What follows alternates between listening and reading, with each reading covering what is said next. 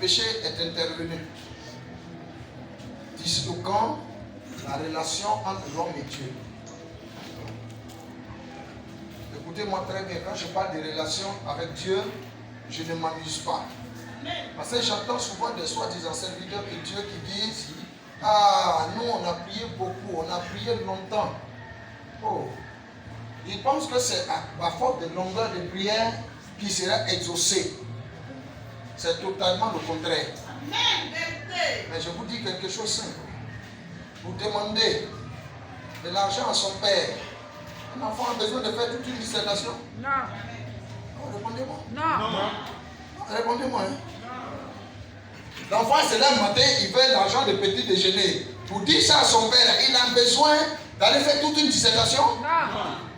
Il a besoin de faire tout un discours? Non. Mais dans quoi on nous mène là? Mais je dis que le père, même si l'enfant dit 2 ou 3 mots, ne donnera ce que l'enfant veut que lorsque l'enfant a une bonne relation avec son père. Amen. Il obéit à son père, Amen. il respecte son père, il fait ce que son père lui demande. Amen. C'est à cette seule condition qu'il pourra obtenir ce qu'il veut. Amen. Dis Amen ce matin. Amen. Vous comprenez bien ce que je dis? Amen. Donc c'est des concepts, il faut que vous enlevez ça de votre tête. Ce n'est pas la longueur de la prière. C'est l'excellence de ta relation avec Dieu. Amen. Et pour avoir une bonne relation avec Dieu, il faut comprendre Dieu. Quand tu veux faire quelque chose pour bien le faire, il faut comprendre ça. Amen.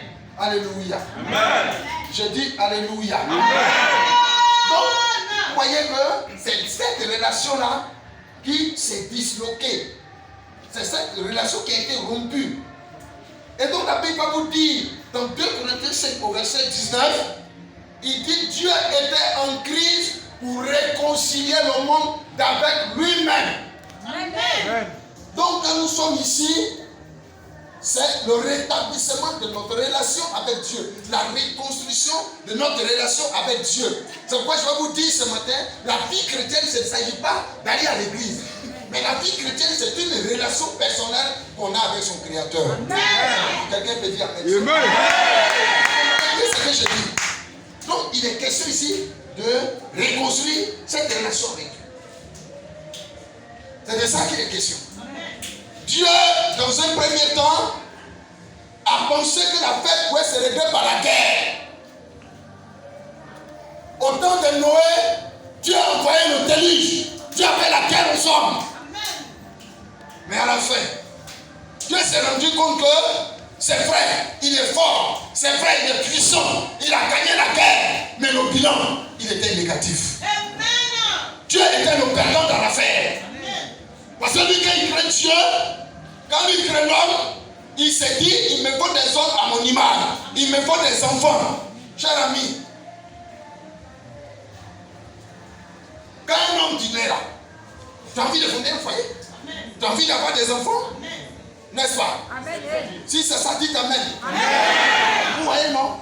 Et puis un matin, tu te maries, tu fais des enfants. Vous voyez, non? Et puis arrivé à un moment, il n'y a pas. Tu veux montrer que tu es le plus fort.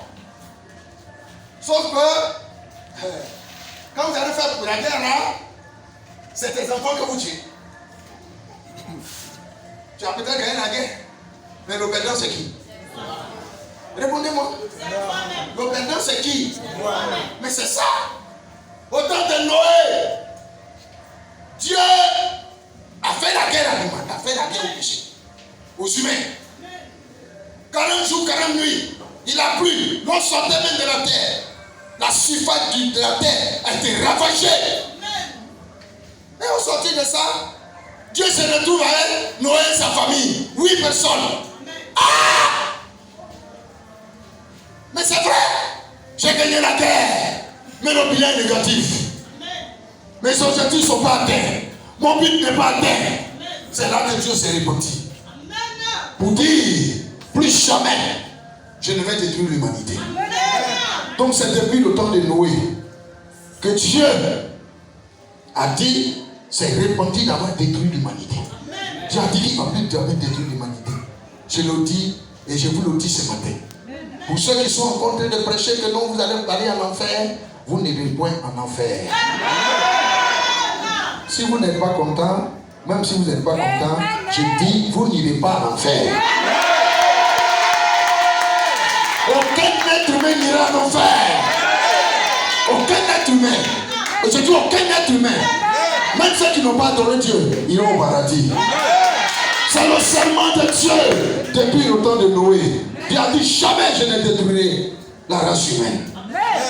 Alors, si vous me comprenez bien, si une affaire ne peut pas se régler par la guerre, on la règle par la négociation.